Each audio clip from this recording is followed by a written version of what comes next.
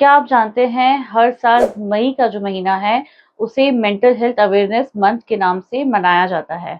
और इस साल भी जो मई का महीना है उसे मेंटल अवेयरनेस मंथ के नाम से मनाया जा रहा है। और ये क्यों ज़रूरी है इसके बारे में जानना, आइए जानते हैं इस वीडियो के अंदर। Hello everyone, my name is doctor Disha, I am public health expert. और आज की जो वीडियो है उसमें हम बात करेंगे क्यों आज जो हमारा समय चल रहा है उसमें मेंटल हेल्थ के बारे में अवेयरनेस होना, इसके बारे में जागरूकता होना बहुत ज़रूरी है। बिकॉज़ मेंटल हेल्थ भी उतनी ही ज़रूरी है जितना फिजिकल हेल्थ इंपॉर्टेंट है। इनफैक्ट मैं कहूँगी mental health is more important than the physical health. अगर हम मेंटली हेल्दी नहीं हैं तो हम फिजिकली भी हेल्दी नहीं हो सकते। तो आइए जानते हैं मेंटल हेल्थ के बारे में, इसके अवेयरनेस के बारे में इस वीडियो के अंदर। इस वीडियो को आप एंड तक ज़रूर देखिए और इसको ज़्यादा से ज़्यादा शेयर करिए ताकि लोगों को भी मेंटल हेल्थ के बारे में अवेयरनेस हो और वो भी अपना ध्यान रख पाएँ मेंटल हेल्थ का भी। तो चलिए स्टार्ट करते हैं आज की हमारी वीडियो को। और अगर आप चैनल पर नए हैं तो हमारे चैनल को आप सब्सक्राइब कर सकते हैं प्रिवेंशन से रिलेटेड हेल्थ अपडेट्स के लिए।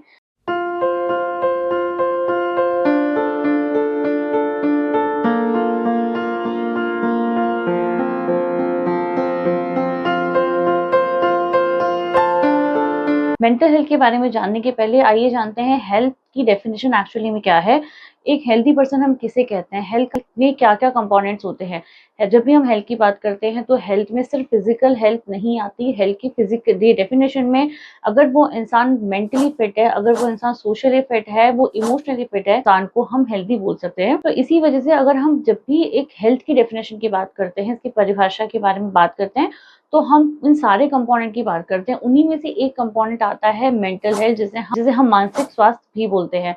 तो ये आज के समय में, आज के दौर में बहुत ज़रूरी हो गया है। बिकॉज़ जिस तरह की आज हमारी लाइफ़स्टाइल हो गई है, चाहे हम बच्चों की बात करें, चाहे हम बड़ों की बात करें या हम सीनियर सिटीज़न्स की बात करें, सभी लोगों के केस में आज मेंटल हेल्थ एक बहुत बड़ा रोल प्ले करने लग गया है। और आज भी लोग जो हैं इसके बारे में हेजिटेट करते हैं, लोगों को बताने में उन्हें सोचना पड़ता है। वो इतना आगे नहीं आते जब भी उन्हें कोई मानसिक प्रॉब्लम होती है। अगर उन्हें कोई लोनलीनेस है, अगर वो डिप्रेशन में है, अगर वो किसी तरीके से तनाव में है, मानसिक परेशानी उससे अगर वो जूझ रहे हैं, तो वो जनरली खुलकर सामने नहीं आ पाते एज़ कम्पेयर टू जो फिज़िकल बीमारियाँ होती हैं, जिससे वो जाकर डॉक्टर को दिखा लेते हैं, उसका ट्रीटमेंट भी ले लेते हैं, उसकी दवाइयाँ भी ले लेते हैं।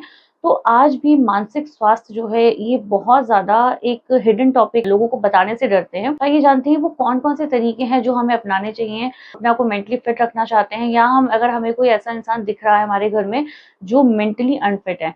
तो आपको यहाँ पर सबसे इम्पोर्टेंट यहाँ पर ये है, हमें सोशली कनेक्ट होना चाहिए। सोशली कनेक्ट का मतलब है अगर आपको कोई भी मेंटल प्रॉब्लम लग रही है, आपको कोई बात है जो परेशान कर रही है, किसी भी तरीके का तनाव है, तो आप उसको अपने घरवालों के साथ में, अपने पेरेंट्स के साथ में उसको शेयर करिए, उन्हें बताइए, उसके बारे में डिस्कस करिए। अगर आप कहीं बाहर रहते हैं, आपके पेरेंट्स साथ में नहीं हैं, तो अपने जो आपके वो भी क्लोज़ फ्रेंड्स हैं, उनके साथ में अपनी प्रॉब्लम को डिस्कस करिए। क्योंकि जब आप अपनी प्रॉब्लम को डिस्कस करते हैं, तो डिस्कस करने से उसका सॉल्यूशन आपको मिल सकता है।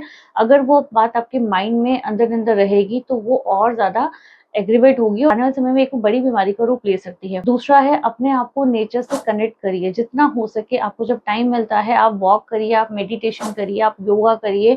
आप जितना ज़्यादा अपने आप को नेचर से कनेक्ट करेंगे, उतना ही ज़्यादा आपका जो स्ट्रेस है, आपका तनाव है, वो कम होगा और वो आपको मेंटली फिट रहने में हेल्प करेगा।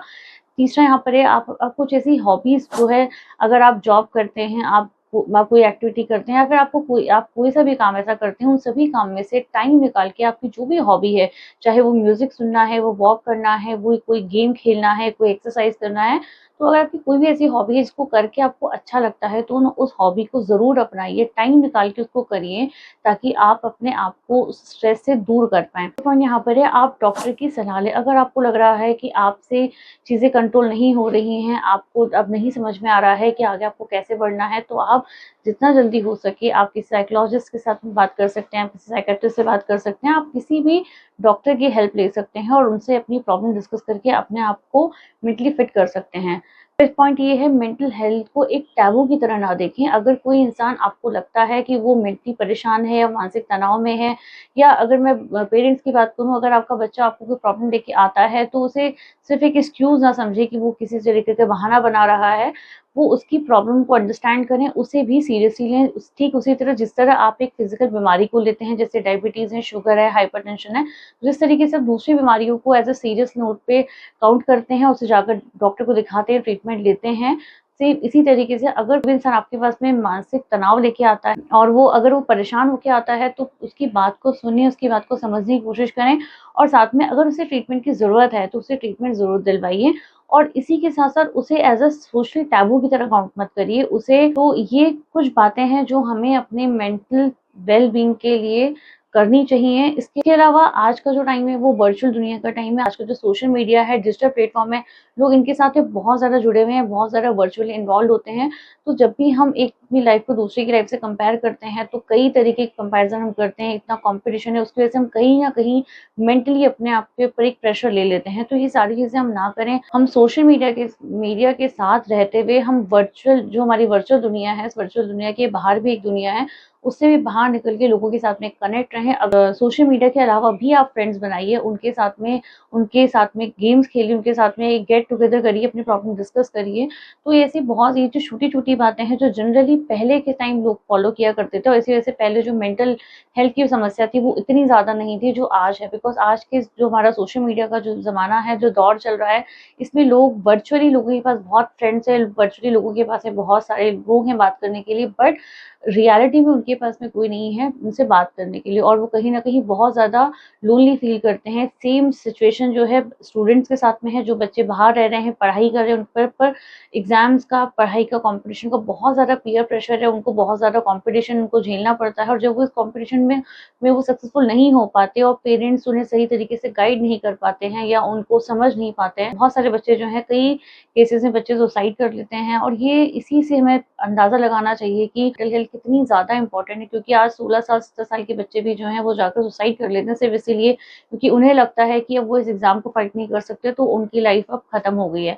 तो यहाँ बहुत इम्पोर्टेंट रोल आता है पेरेंट्स का, उनके गार्डियंस का जो उनकी टेक केयर कर रहे हैं, इनफैक्ट उनके टीचर्स का, जो उन्हें समझाएँ कि मेंटल हेल्थ भी कितनी ज़रूरी है और वो उसके बारे में खुल के सामने आए, लोगों से बात करें। और यही चीज़ सीनियर सिटीज़न के साथ भी देखी गई है। बहुत सारे ऐसे पेरेंट्स हैं जो अकेले रह रहे हैं, जिनके पास में आज उनके बच्चे साथ में नहीं है, तो उनके पास में बात करने के लिए कोई नहीं होता, डिस्कशन के लिए कोई नहीं होता, उनकी जो प्रॉब्लम्स हैं उनको अंडरस्टैंड करने के लिए कोई नहीं होता, तो कहीं न कहीं वो मानसिक रूप से बहुत ज़्यादा परेशान हो चुके होते हैं, बहुत तनाव में होते हैं।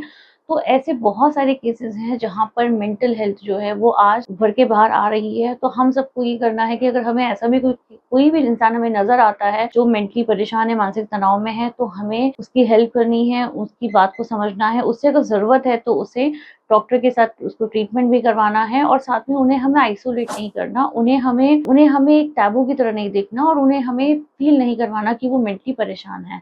तो आप सब भी ये जो अवेयरनेस मंथ है, इस अवेयरनेस मंथ के अंदर जो मेंटल हेल्थ है उसके ऊपर फ़ोकस करिए।